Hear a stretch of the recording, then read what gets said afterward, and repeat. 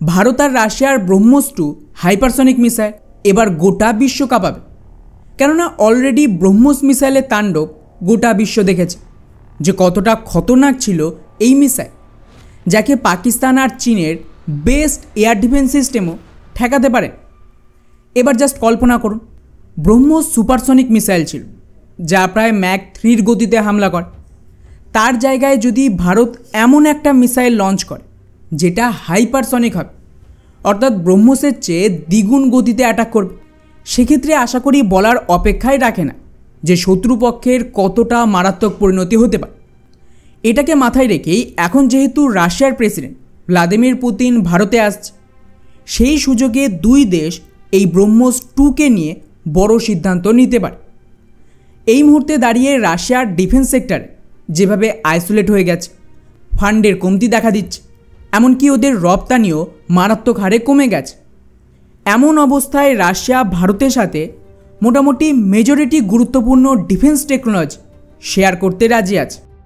এতদিন রাশিয়া ব্রহ্মোস 2 এর জন্য হাইপারসনিক টেকনোলজি দিতে রাজি হচ্ছিল না, আর এটা স্বাভাবিক।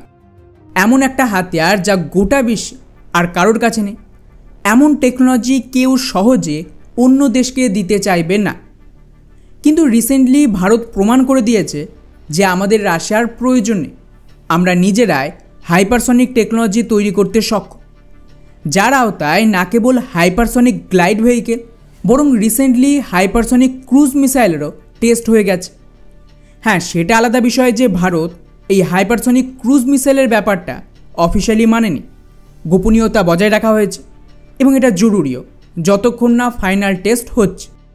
কিন্তু এর থেকে রাশিয়া এটা বুঝে যায় যে ভারত অলরেডি নিজেদের হাইপারসনিক টেকনোলজি বানিয়ে ফেলেছে, সেক্ষেত্রে লস তো ওদের হচ্ছে, ওরা ভারতের মার্কেট হারিয়ে ফেলবে।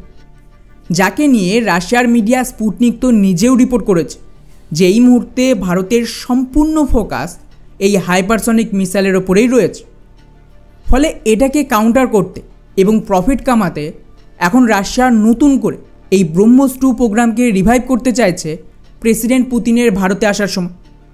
এর ফলে কী হবে, এই ব্রহ্মোস 2তে কেবলমাত্র রাশিয়ার একার টেকনোলজি নয় বরং ডিআরডিওর নিজস্ব টেকনোলজিও মজুদ থাকবে। এর সুবিধা হলো রাশিয়া তো অলরেডি হাইপারসনিক মিসাইলের কিং, ডেফিনেটলি ওদের টেকনোলজি বেটার হবে আপাতত। অন্যদিকে ভারতের নিজস্ব টেকনোলজিও রয়েছে, এই দুটোকে মার্জ করে একটা নতুন হাতিয়ার তৈরি করলে ভাবতে পারছেন এটা কতটা বেস্ট হবে। যদি ভারত আর রাশিয়ার হাইপারসনিক টেকনোলজিতে কোনো কমতি থাকেও বা দুর্বলতা থাকে, সেটা কিন্তু এলিমিনেট করে দুই দেশ এই নতুন টেকনোলজি রেডি করবে, যা বিশ্বের সবচেয়ে খতরনাক হাইপারসনিক মিসাইল হতে পারে। এটা ভারত আর রাশিয়া দুই দেশে অপারেট করবে এবং প্রয়োজনীয় রপ্তানি করাও সম্ভব। বেস্ট পার্ট হলো যে ভারত সরকার 2016 সালে একটা খুব গুরুত্বপূর্ণ কাজ করে রেখেছিল, যা এখন ভারতকে সাহায্য করবে। সেটা হলো ভারত MTCR এর সদস্য হয়েছে। এতে সুবিধা হলো রাশিয়াও MTCR এর মেম্বার আর আমরাও MTCR এর মেম্বার। তাদের 300 কিলোমিটারের বেশি রেঞ্জের মিসাইল তৈরি, বিক্রি করা বা টেকনোলজি দেওয়ার যে একটা বাধা থাকে, সেটা কিন্তু ভারতের জন্য থাকবে না। আপাতত যেটুকু ইনফরমেশন পাবলিক হয়েছে তাতে বলা হচ্ছে এই ব্রহ্মোস 2 এর প্রথম ভার্সন মোটামুটি ম্যাক 7 থেকে 8 এর স্পিডে হামলা করতে পারে। এগেন এটা কিন্তু আনুমানিক, ভারত রাশিয়া অফিসিয়ালি এ নিয়ে কিছু বলেন।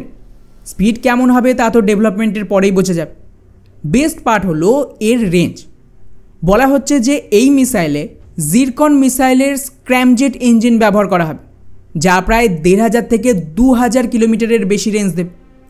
আর স্বাভাবিকভাবেই ভবিষ্যতে এটাকে আরও বাড়ানো সম্ভব।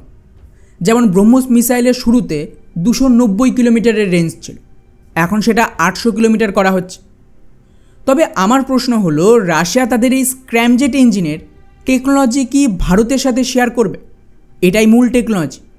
যদি ভারতের টেকনোলজি পেয়ে যায়, তাতে আমাদের নিজস্ব যে স্ক্র্যামজেট ইঞ্জিন তা আরও উন্নত করা সম্ভব। কিন্তু যদি রাশিয়া এটা না দেয়, আমার মনে হয় না যে এই প্রোগ্রামে ভারতের এগোনো উচিত, কারণ তাহলে আমরা রাশিয়ার উপরে এই মূল টেকনোলজির জন্য সম্পূর্ণ নির্ভর থাকব।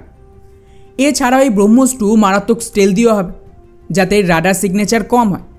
কিন্তু তা সত্ত্বেও এই স্পিডে দাঁড়িয়ে এই মিসাইল ব্যাপক ম্যানুভার করতে সক্ষম। এটাই গুরুত্বপূর্ণ। এইভাবে ম্যানুভার করার ফলে একে শ্যুট ডাউন করা মারাত্মক মুশকিল হয়ে দাঁড়ায়। তবে এই মিসাইল রপ্তানি হবে কিনা জানান। এত সহজে ভারত আর রাশিয়া এই টেকনোলজি অন্য দেশকে কি রপ্তানি করবে?